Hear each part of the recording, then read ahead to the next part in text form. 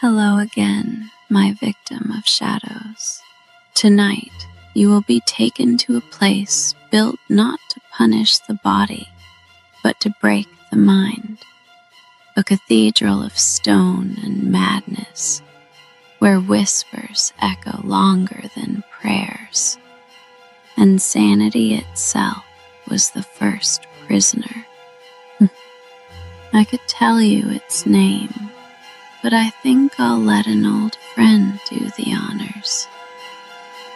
He knows the corridors of insanity better than anyone. He's walked them for centuries. I give you Lucifer Blackwell, keeper of the forgotten dead. Good evening. I am Lucifer Blackwell, and I have stood in many places where the living fear to linger, but few whisper as loudly as this one. A fortress of faith, turned into a fortress of torture and death. Welcome to Eastern State Penitentiary. Built in the year 1829 in Philadelphia, the idea was radical, almost divine. A prison that would not break a man's body, but his mind. John Haviland, the architect, called it a machine for reform. Thick stone walls, radiating cell blocks like the spokes of a wheel. Every prisoner alone, in silence, for years. No voices, no faces, only the echo of their own remorse. At its opening, the penitentiary could hold 250 souls. Each cell had a tiny door, a single skylight called the Eye of God. Prisoners prayed beneath that cold light, hoping heaven was listening. But as decades passed, repentance turned to madness. Whispers became screams, and those who broke never truly left. They whispered through drains and vents, desperate for a human voice. But the walls soon received reinforcements. By the mid-1920s, the population swelled to over 1,700 souls. Men of every vice and sin, murderers, crooked politicians, traitors, thieves, rapists, and others. Isolation replaced by suffocation.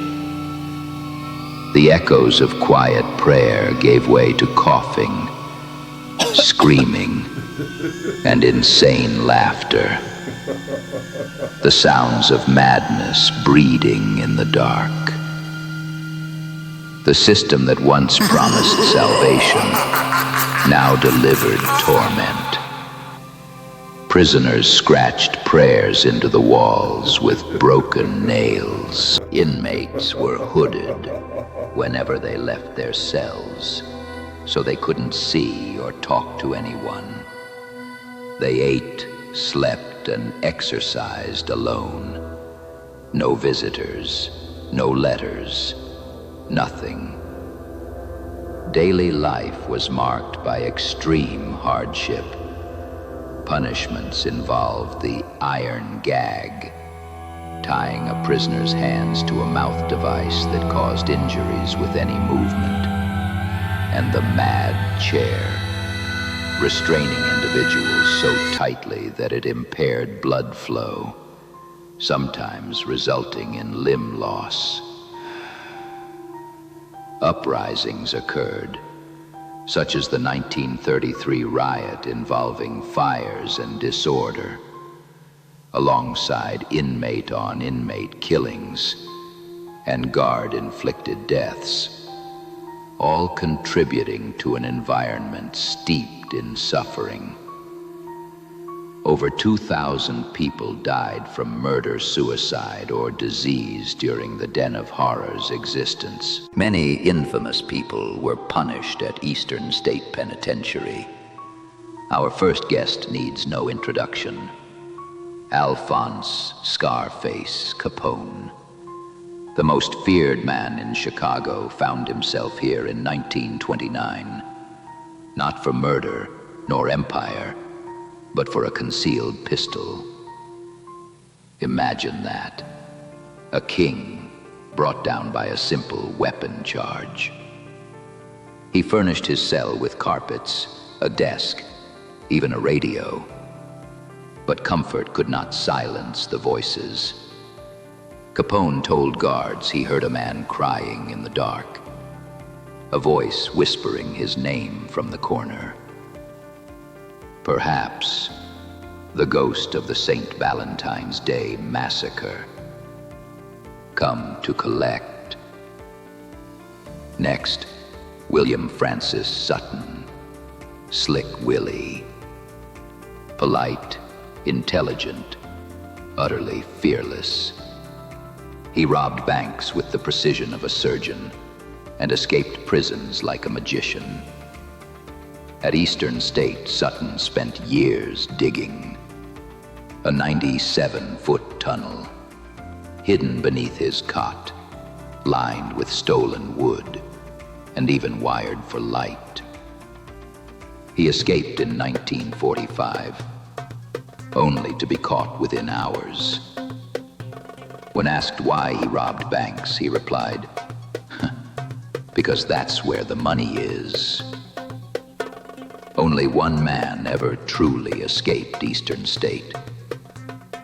Leo Callahan, a brute, serving time for assault and attempted murder.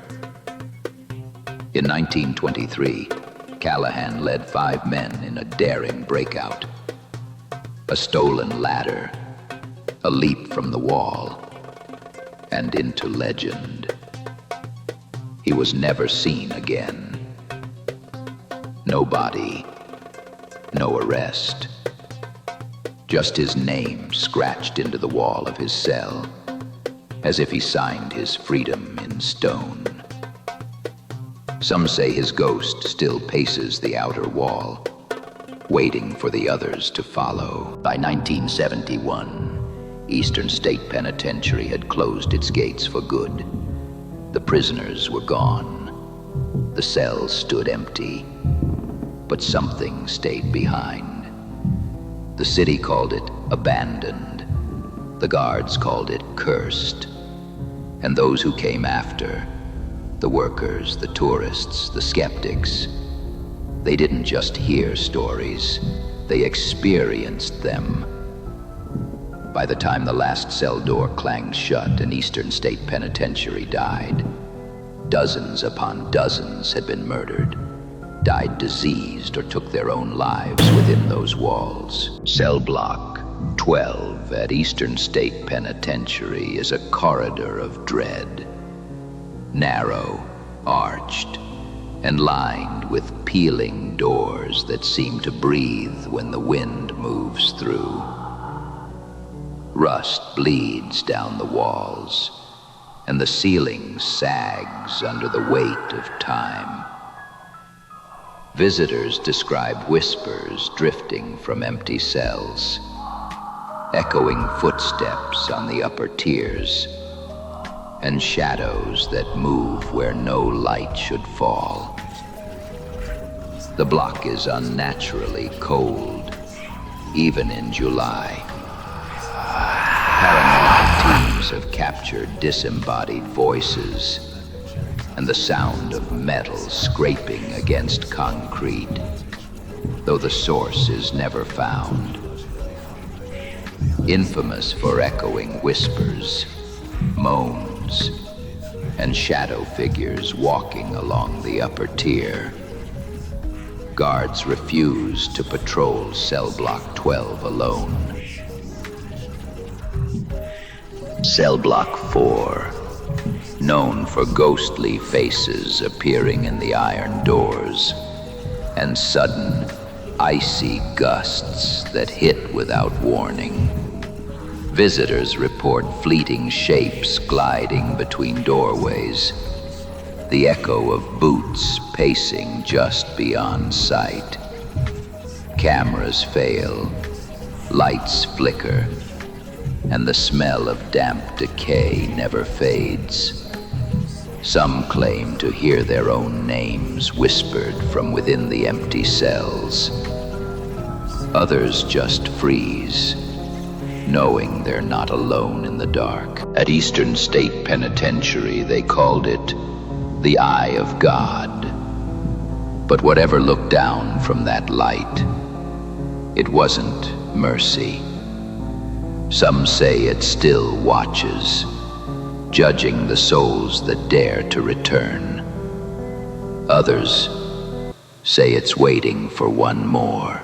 If this descent into Eastern State's darkness chilled your bones, then leave a comment below. I do read them all, my sweet. And of course, a like if you dare, and a subscribe to be the first to hear my next nightmare. After all, what's horror without a witness?